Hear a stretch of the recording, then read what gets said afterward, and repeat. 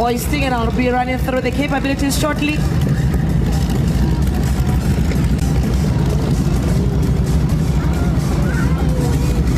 Have a look at the cameras.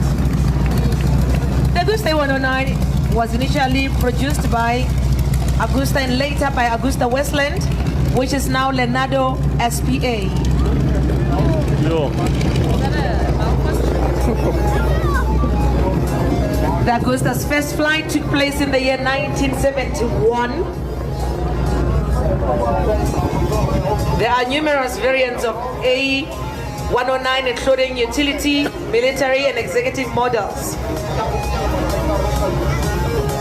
This platform is typically powered by two Pratt & Whitney Canada PW200 or PW206 engines.